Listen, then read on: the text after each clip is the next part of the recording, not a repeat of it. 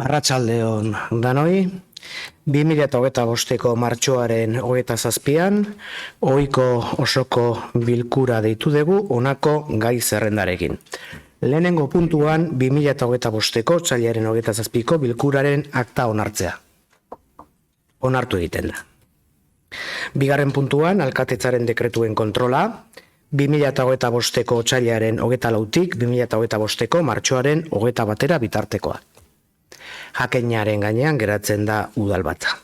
Hirugarren puntuan berriz, tokiko gobernu batzarren erabakien kontrola, 2025ko martxoaren 3tik 2025ko martxoaren 17 bitartea. Jakinaren gainean geratzen da udalbatza. Laugarren puntuan berri ematea, EH Bilduko bozeramale aldaketa, alde batetik, eta 2025ko martxoaren 19ko 556 garren dekretua tokiko gobernu batzarreko osaeraren aldaketa. Zerbait esan ebe zute? Itziar, arratsaldeon. Kaixo, arratsaldeon. Bueno, ez gendukan, habla azalpenik emateko asmoik, baina baien badakizu legebiltzarkidea naizela, orduan nire tokian garazi sartu zen jagoen dela hilabete batzuk, bozeramailetza ez gendun aldatu, eta guain hori aldatu ingo dugu, barne anteloaketako neurri bezala batez ere, bozeramaile batzordetako deialdiak itean askotan ezin detelako meneon, han plenoa gutzetelako, dana dalakoa. Baina, orokorrian, oain azkeneko hilabetetan funtzionatzen ari gan bezala funtzionatuko du, bakarrik amaia, bozeramaile batzordeta jungoela, benetan bozeramailea dela, hori da aldaketa. Eskerrik asko. Jakinaren gainean geratzen da udalbatza. Bosgarren puntuan, 2024ko likidazioaren berri ematea.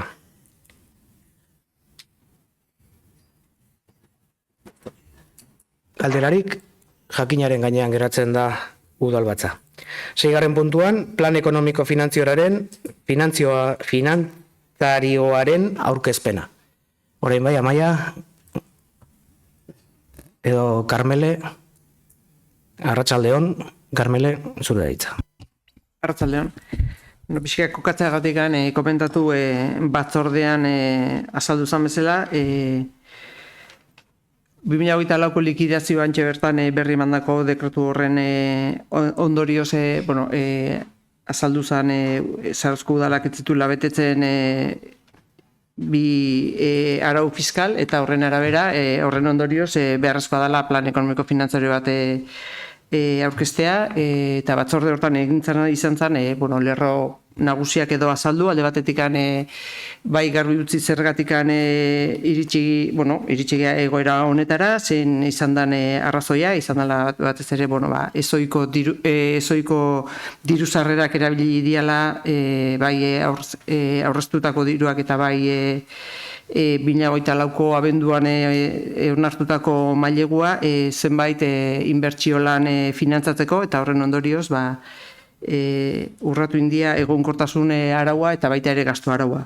Horrekin batera ere, aurkeztu zian hartu beharreko neurrien aurkezpen orokor bat, irizpide batzuk finkatu zian, eta orain beranduenez maiatzeko udalbatzarrari aurkeztuko zaio zehatz-mehatz plan bat, nun jasoko dian neurri zehatzak bai gastutan eta bai sarreretan, bai 2025ko eta 2026ko likidazioetan aipatutako arau guztiak bete ahal izateko.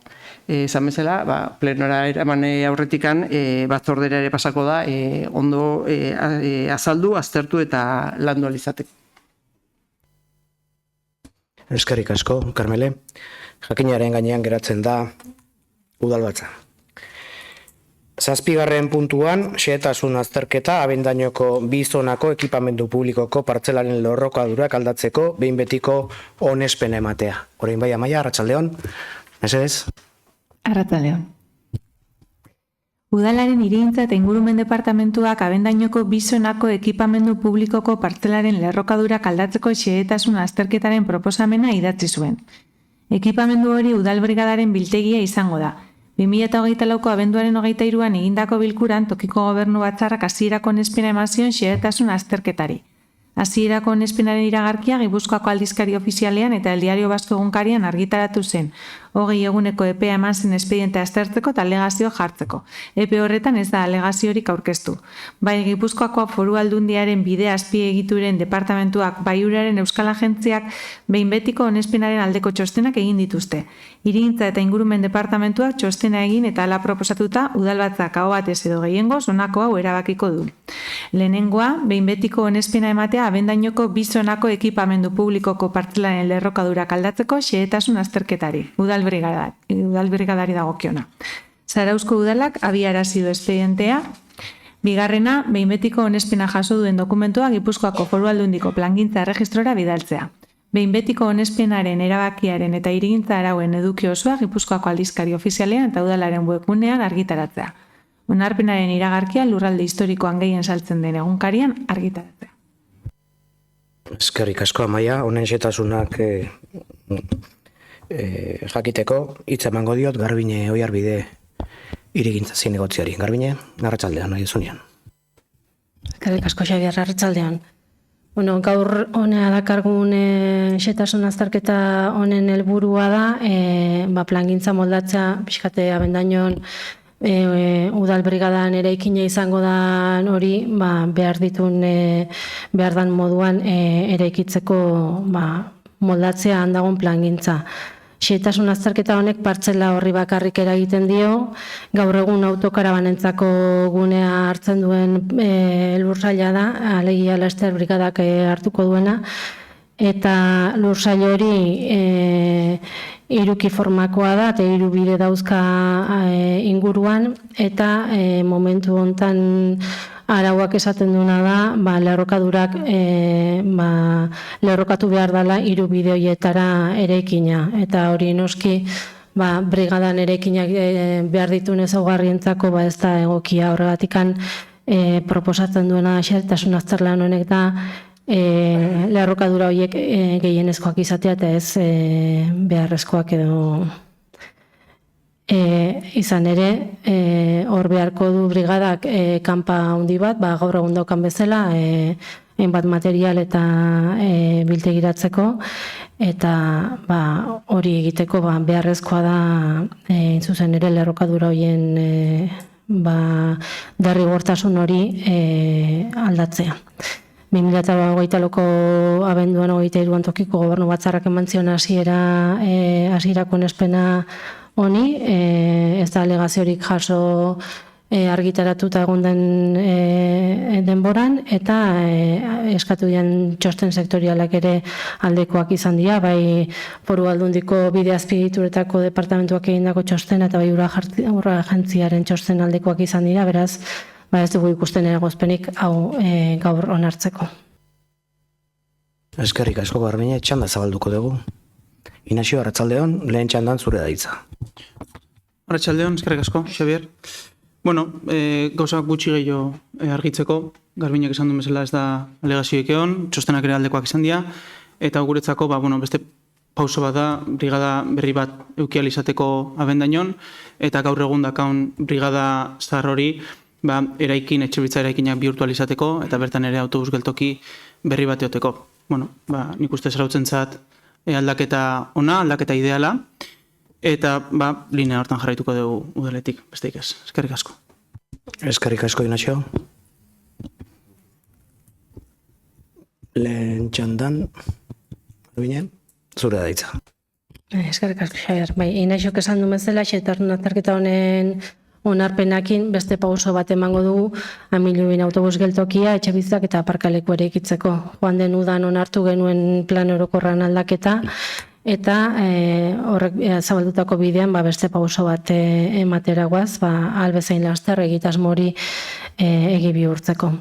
Brigadaren leku aldatze honek beraz albidetuko du udal brigadaren instalazioako hobetzea, kokaleku egokiago batean eta aire librean biltegiratzeko aukeraz harago, estalpean biltegiratzeko aukera ere emango dio, soto bat eraikiko baita eraikinean, eta baina horretaz harago, Inaziok aipatzen zuen bezala, zarautzek edukiko du merezi duen autobus geltokia, trenari lotuta, eta bertan aparkalekua izateak ere ulertzen dugu lagunduko dula garraio publikoa sustatzen, lotura garrantzitsu bat izango dalako, ez zarautzerako bakarrik bailararako baita ere.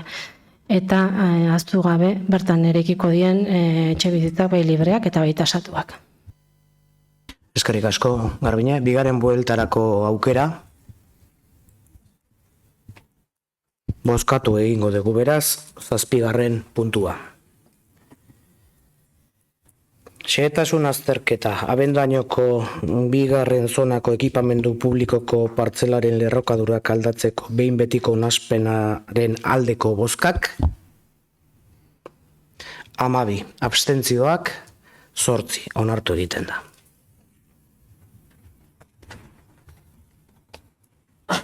Jarraian, 8. puntua. Zarauzko APO plan orokorreko 1-2 arearen OR hiriguneko zabalgunea hiri berrikuntzako plan bereziaren aldaketa, ordenantza orokorretako 20. artikuluari dagokiona hasierako onespena ematea. Amaia mesedez. Zarauzko udalak 2011ko martxoaren 30ko osoko bilkuran behin betiko onartu zuen 1-2 arearen hiriguneko zabalgunea hiri berrikuntzako plan berezia. 20. artikuluan eremuko eraikinen kanpoaldearen tratamendu arkitektonikoa arautzen da, eta 6. atalean berriz fatxaden akaberan erabiliko diren materialak. Komenigarritzat jo da baimendu ezin diren materialen zerrenda murriztea, area horretako eraikinen birgaitzea errazteko, hartara plan bereziaren helburuarekin bat etorri eta eraikuntza sareari balioa emateko. Udaleko lurraldeko informazio batzordeak urtarriaren 16an egindako bileran egokitzat jo zuen aldaketa hori egitea. Hirigintza eta ingurumen departamentuak artikulu hori aldatzeko proposamen bat idatzi du, area horretako eraikinen birgaikuntza beharretara hobeto egokitzeko. Toki araubidearen araudian udal ordenantzetarako jarritako prozeduren arabera bakarrik tramitatu ahalko dira ordenantzen aldaketak. Aldaketok lege horretan araudutako urbanizazio eta eraikuntza ordenantzen edukia dutenean. Proposatutako aldaketak hain zuzen ere urbanizazio eta eraikuntza ordenantzei buruzkoak dira. Eraikinaren alderdi estatikoei bakarrik eragiten dielako. Hirigintza eta ingurumen departamentuak aldeko txosten juridiko egin du. Era berean, berdintasun departamentuak txosten bat egin du eta bertan adierazi du aldaketa hori genero eraginaren ebaluaziotik salbuetsita dagoela. Espedientea lurraldeko informazio batzordean aztertu ondoren, udalbatzarrak aho batez edo gehiengoz honako hau erabakiko du. Lehena, hasierako onespena ematea Zarauzko 1-2 arearen hiriguneko zabalgunea hiri berrikuntzako plan bereziaren ordenantza orokorretako 20. artikuluaren aldaketa puntualari. Fatxaden akaberako materialei buruzkoa da artikulu hori. 2.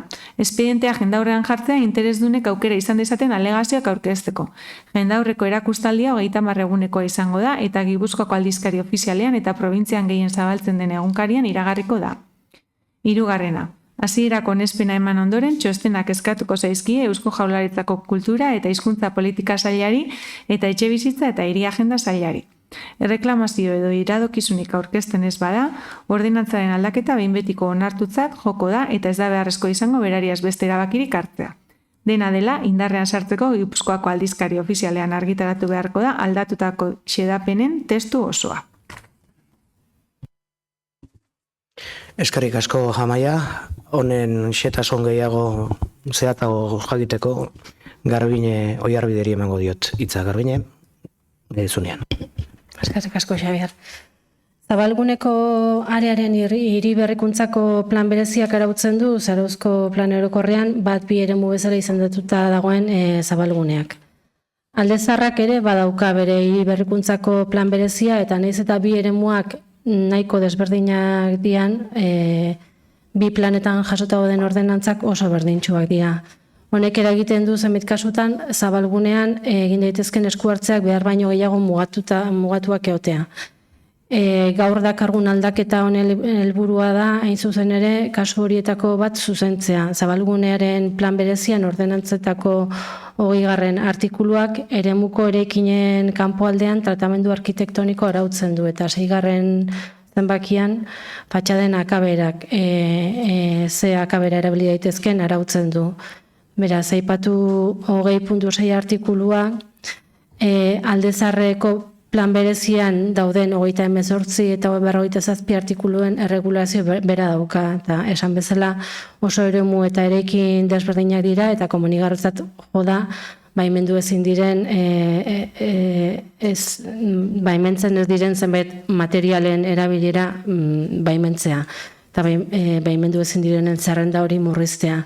Horrek lagunduko dulako, azkenian zabalguneko erekinen bergaitzea erraztea, eta hori lerrokatuta dago noski plan bereziak helburu duen eraikuntza sareari balio emateko helburu horrekin. Beraz, hoxe guaz onartzea gaur. Eskerrik asko Garbiñe, lehen txandan, Inazio, zure daitza. Mi esker, arratsaldeon berriz ere. Bueno, puntu hontan baita ere onartzea goazen puntu hontan aldaketa puntual bada, aldaketa guztiz tekniko bat. Azken urteotan eraikinen energia birgaitzea sustatzen ari baita, eta eraikin, gehien bat eraikin horiek energia eraginkortasuna handitzeko, eta baita ere bere otegi efektuko gazen emisioak murrizteko. Orduan, ingurumen zinegotzian izan aldetik, hau ere notizi ona da. Material hauek erabiltzean onartuko deuna da eraikinen birgaitze hori sustatzia, eraikinen birgaitze hori alik eta gehiago itia, eta horren ondorioak guztiz positiboak izango jazarautzen zat, eta beraz guk alde bozkatuko da. Mi esker. Eskerrik asko zuri, Inazio. Nire aldetik eta bozkatu aurretik adierazpen txiki bat eskerrak emanez zarauztarrei beraien fatxadak, beraien etxeak zaintzeko, babesteko, berritzeko egiten duten esfortzua batik. Egia da, instituzioak, jaurlaritzak, laguntzak bideratzen ditula birgaitzeak egiteko, udalak ahalbidetze ditula irisgarritasunak eta gaur bezalako aldaketak errazteko gauzak, baina azkenean zarauztarrak bizilagunak bereik dira gure aldezarra, gure zabalpena eta gure kaleak hain dotore eta hain eder mantentzen dituztenak. Ni beste herri batzutatik pasatzen naiz, eta benetan esan dezaket harro nagola gure kale nagusitik, gure iparkaletik, gure Trinidade kaletik, gure Kiriki kaletik pasatzeaz. Oso zaindu da gure herria, eta ez da udalak bultzatu duelako, baizik eta bizilagunek sentitu dutelako behar hori. Eta hain zuzen ere balioan jarri nahi dut hori, eta herritarrei eskerrak eman. Bozkatu egingo dugu beraz, 8. puntua.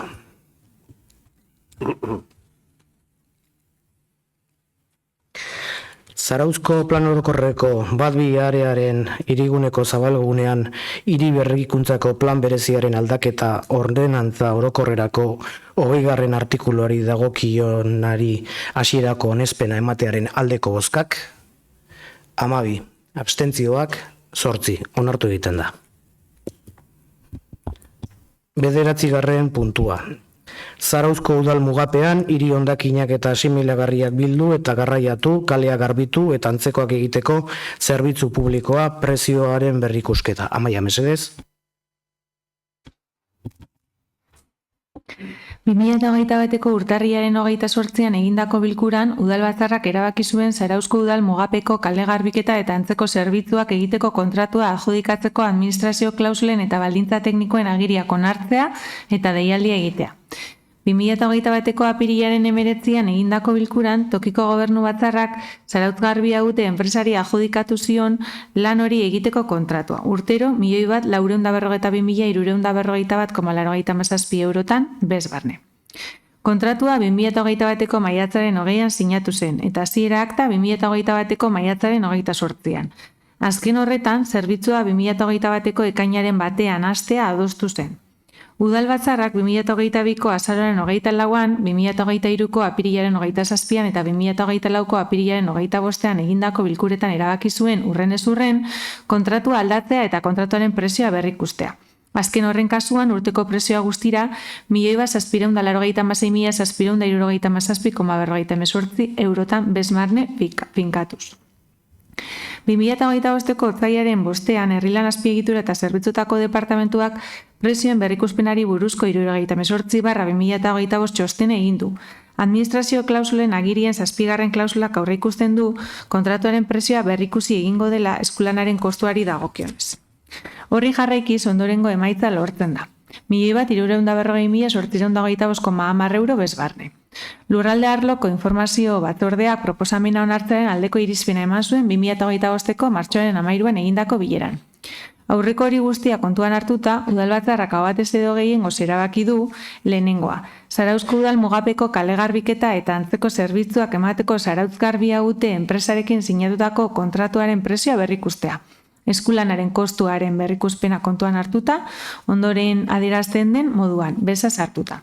Langileen kostuak eta berrikusten dana, 1.218.991,81, gero kontserbazio eta mantentzelanetako kostuak 126.815,47, beste kostu batzuk 60.042,67, inbertsioen amortizazioa eta finantzazioa 122.503,45, gastu orokorra eta etekin industriala 127.546,41, beza 176.583,89, eta zerbitzuaren kostua guztira 1.822.423,90.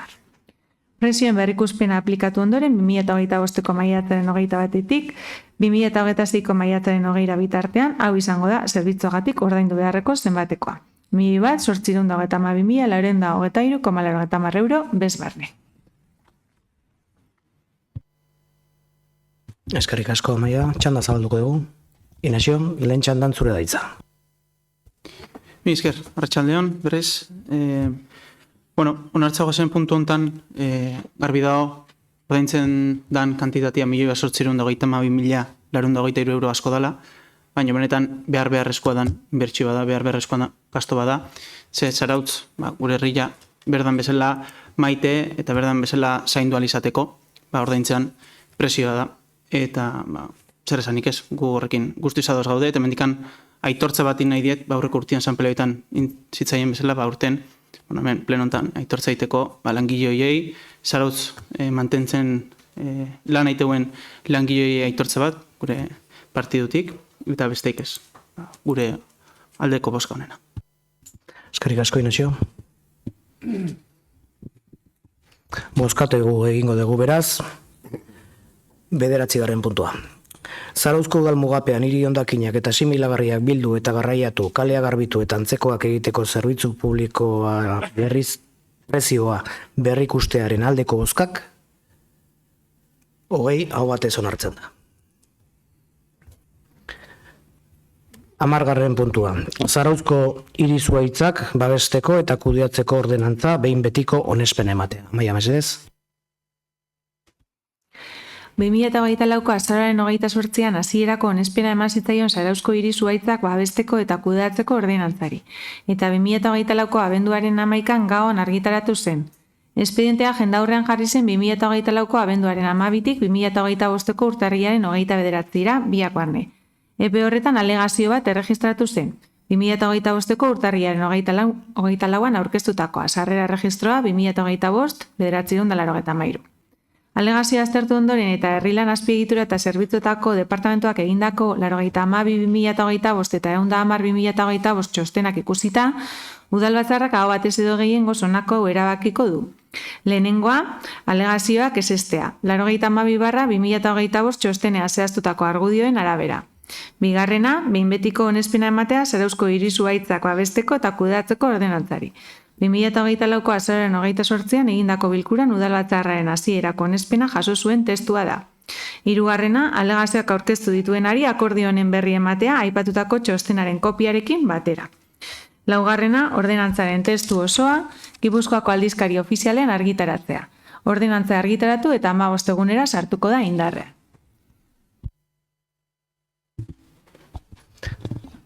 Eskerrik asko, Amaia. Txanda zabalduko dugu. Gloria, arratsaldeon, lehen txandan zure daitza.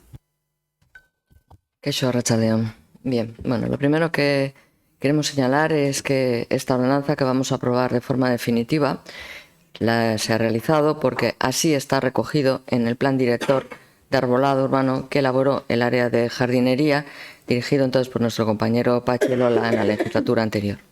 Es una ordenanza que tiene como objetivo proteger el arbolado urbano.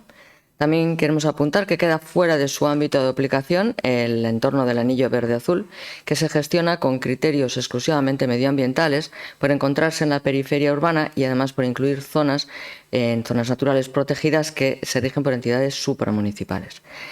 En referencia a las alegaciones, citaré algunos de los puntos. En algunos de los puntos se hace referencia a la necesidad de realizar actividades de índole social y educativa. A este respecto, quiero subrayar que hacemos un considerable trabajo de sensibilización medioambiental y debo decir que en este tema particularmente el Grupo del Partido Socialista se da por aludido. Realizamos muchas actuaciones de sensibilización, excursiones guiadas en el anillo verde-azul con la ciudadanía en Semana Santa, en verano, salidas con grupos de personas voluntarias para realizar distintas tareas, eliminar invasoras, plantar árboles, hacemos salidas, charlas. También subvencionamos al Grupo Conservacionista de Arcamurca para que pueda realizar todas las tareas de sensibilización que ellos llevan a cabo. Y quiero concretar algo que realizamos con los centros escolares porque nos parece muy interesante y es muy significativo de la sensibilización a la que me refiero. Porque además de estas plantaciones anuales del Día del Árbol, los escolares de Zarautz realizan cada curso tareas diferentes en el anillo verde-azul para aprender a conocer y a cuidar la naturaleza. Hemos repartido el anillo verde-azul en distintas zonas para ellos, de modo que a cada colegio le corresponde una zona en el anillo y tiene la responsabilidad de dirigirse, de cuidarla, de estudiarla y de hacer ciertas tareas allí. Y también en los centros escolares realizan las excursiones guiadas que ofrecemos a la ciudadanía a lo largo del curso escolar, por no hablar también de los microplásticos en las recogidas en la playa, etc. Es decir, que creo que desde el Ayuntamiento de Zarautz se realizan muchas actuaciones de sensibilización hacia la ciudadanía y concretamente hacia los escolares. Otra consideración que quiero hacer es la importancia de tener en cuenta los criterios de impacto de género, dentro de los cuales se incluyen también los de accesibilidad.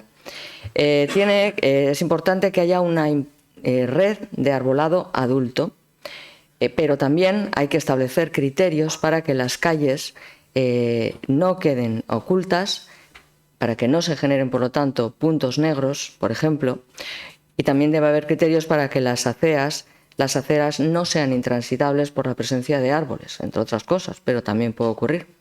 Todos estos criterios han sido recogidos en el estudio de impacto de género que se ha tomado en cuenta en esta ordenanza y que no debemos pasar por alto o minimizar. Creemos que es compatible una ciudad accesible y con arbolado y eso es lo que debemos lograr. También me gustaría hacer un apunte respecto a la referencia en las alegaciones al plan director, concretamente la quinta alegación, donde dicen que proponemos una remisión normativa al plan director de arbolado. Como se argumenta en la respuesta a la alegación, la ordenanza emana del plan director, ya que, como he dicho antes, en este documento se dice expresamente que deberá redactarse una ordenanza. También se dice en la ordenanza que el plan director es el documento de referencia para la adecuación de propuestas que deban ser aprobadas por la oficina técnica. Por lo tanto, es evidente la remisión normativa al plan director en la ordenanza, que constituye el plan director la guía de las actuaciones que deberá seguir la oficina técnica respecto al arbolado urbano. Para terminar, quiero subrayar la importancia de lo que se recoge en este artículo 8 del plan director, que dice: el Plan Director de Arbolado integra un sistema sólido de infraestructura arbórea en la planificación urbana que conecta los espacios verdes y fomenta la biodiversidad. Este sistema se considera tan esencial como otras infraestructuras consolidadas en la ciudad. Esta última frase es muy importante para definir la esencia del Plan Director del que emana esta ordenanza, insisto. Y esta consideración de que la infraestructura arbórea se considera un sistema tan esencial como otras infraestructuras hay que tomarla muy en serio y está recogida como guía de principios de actuación. Si nos basamos en este principio, y ese es el objetivo del área de medio ambiente y del Grupo Municipal Socialista, conseguiremos una ciudad más resiliente frente al cambio climático y una ciudadanía con mejor calidad de vida. Eskerrik asko, Gloria. Lehen txandan, Ainara, zure da hitza. Bai, eskerrik asko, arratsaldeon. Bueno, Gloria, bai, zuk esan dezun bezala, ordenantza hau aurrera emateko plan zuzentzailea onartu zen, baina kontuan eduki berda ere bai, Tilua plataforma bat sortu zala eta horrek indarra intzula ordenantza hau aurrera emateko. Googleen hori esan deu, elkarlanian indan lan badala, emaitza txukunak eman ditula gure ustez, eta orokorrean gustatzen zaigula. Baino, 10. artikulua idatzita dagoen bezala gure kezka emategu eta nasgarria gelitzeala irutze zaigu. Tiloak plataformakoak artikulu honen egindako alegazioa aztertu deu, beharekin hitzein deu, zuekin hitzein deu ere bai, eta kontraesan esanguratzua dagoela ikusi deu. Esan izuegu zuei kontraesana zein da gure ustez, eta zuzentzeko puntu hau mai gainean geratzea eskatu dizuegu. Pentsatzen deulako hilabete batia atzeatziak ez dakala ondorioik ordenantza onartzeko momentuan, eta hola artikulu hau ondo zehaztuta utziko gendukela. Horregatik orain berriro, esate deu puntu hau mai gainean ustia nahi deula, eta urrungo hilabetean, 10. artikulu hau hobeto o zuzenduta, o gehiago espezifikauta jartzia, eta orduan osoki onartzia. Eskerrik asko. Eskerrik asko, Ainara. Lehen bueltan, Garbine zure daitza.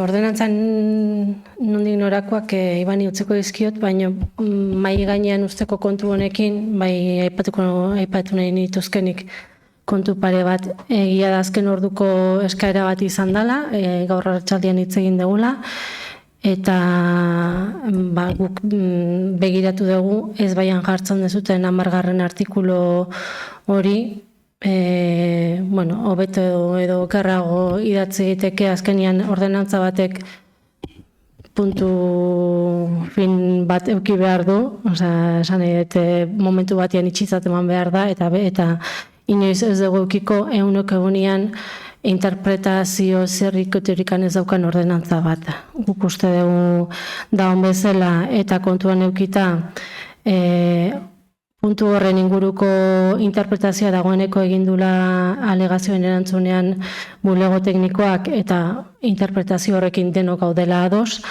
eta ordenantzak berak esaten duenez interpretazio hori egingo duela aplikazio hortan bulego teknikoak uste dugu nahiko argi badaola, eta hemendikan aurrea ikusiko dala horrek ze bide daukan, eta etorkizun batian aldatu behar baldin bada aldatuko litzakela, baina uste dugu ezinezkoa dela ordenantza bat egunean itxia eukitzia eta interpretazio aukera ikan ez daukana, ez ginakela inoz ados jarriko.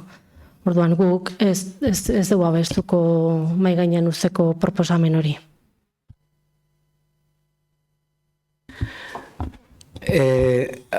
Eskaera egin dezu mai gainean gera egin gaia, horrelako eskaerak araututa daude erreglamendu organikoan, hain zuzen ere 54. puntuan, eta laburbildu Soladia udaleko talde politikoren bozeramaileak edo zinegotziak egokia arrazoituzkero eskadezake espedientea mai gainean gelditzea, eta horri buruzko eztabaida hurrengo saiorako ustea.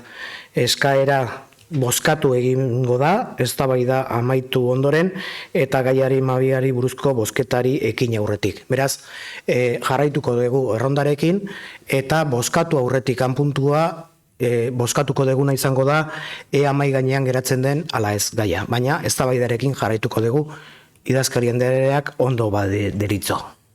Vale. Bigarren bueltan, Gloria, zure daitza. Eskerrik asko, arrazoi berberagatik uste dugu aurrera jarraitzeko modukoa dagoela. Eta, edozen momentutan beharrezkoa badakigu, aukera dagoela, ekartzeko berriro eta aldatzeko, hori jakin badakigu.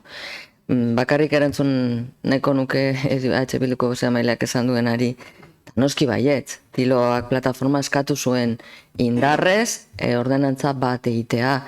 Eta hori postekoa da guztiz, herritarren implikazioa beharrezkoa da, eskertzekoa baino gehiago beharrezkoa dela esango nuke. Egia da, baina berriro diot. Hori ere egia da. Plan zuzentzailean jasota zegoen ordenantza bat egitea. Beraz, ordenantza hori egingo zen. Hobe dela gainera herritarrek eskatzea eta bat egitea denok, ados guzti ados. Baina egia da jasota zegoela eta egingo zela. Modu batean ala bestea. Bigarren bueltan nahi nara? Bai, hori izan dut, bai, plan zuzentzailean bat zegoela. Baina hori bai nahi deu azpimarratu herriko mugimendu bat izan dela. eta plan zuzentzailean zeon hobetzeko proposamen bat.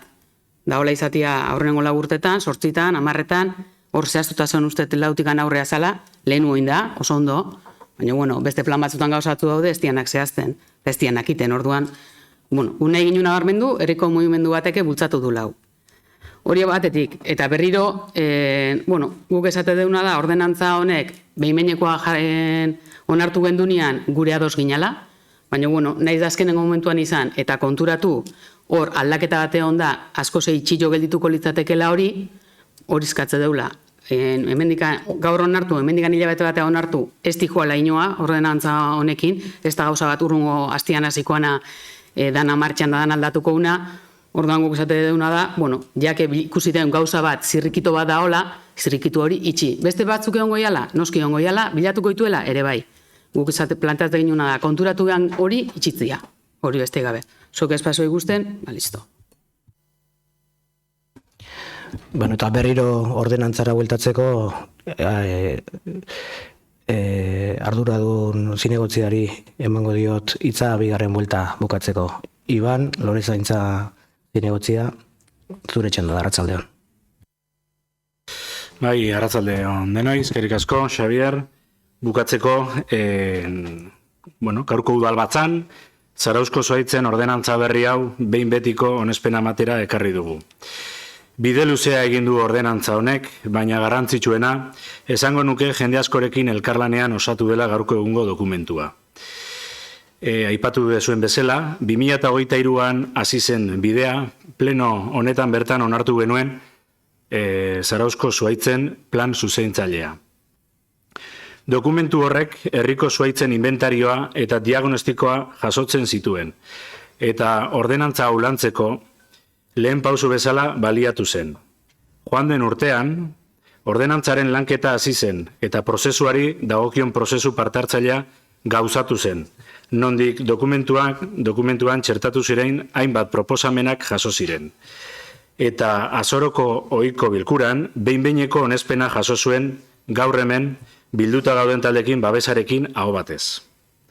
Orain, azarotik ona, ordenantza jendaurrean jarri da eta alegazio bat jaso da.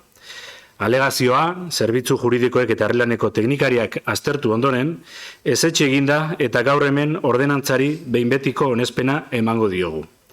Esan bezala, lan handia dago, ordenantza honen atzean, izandako fase guztietan, beraz eskerrak eman nahi dizkiet, parte hartu dezuten guztiei, alderdi politikoei, Tileo plataformei, eta, hasierako onespena eman genionean, azaldu duen nonuen moduan, zuhaitzak dira gure ondare naturalaren altxorrik preziatuenetako bat. Eta hori honela izanik, gure bete beharra da ondo zaintzea eta alden gehienetan kontserbatzea. Herriko arboladia garrantzia handiko elementua da gainera, gure herria osasuntxoagoa eta bizigarriagoa bihurtzen laguntzen diguna. Laburbilduz, ordenantza honek herriko zuhaitzak babesteko eta zaintzen lagunduko diegu, eta udal gobernu honek gure ondare naturala zaindu eta sustatzeko konpromisioa argi eta garbi erakusten du. Eskerrik asko. Eskerrik asko zuri Iban, honekin bozkatuko dugu ez 10. puntua, baizik eta mai gainean geratzeko eskaera hori. 8. puntua mai gainean usteko, barkatu, 10. betaurreko gabeia. 10. puntua mai gainean ustea bozkatuko dugu esan bezala. 10. puntua mai gainean ustearen aldeko bozkak, 8. Aurkako bozkak, 12. Beraz, bozkatu egingo da 10. puntua. Eta orain egingo dugu. 10. puntua, Zarauzko hiri zuhaitzak babesteko eta kudeatzeko ordenantza behin betiko onartzearen aldeko bozkak, 12. Abstentzioak, 8. Onartu egiten da 10. puntua. Eta honekin 11. puntura iristen gera, eskari galderen puntua.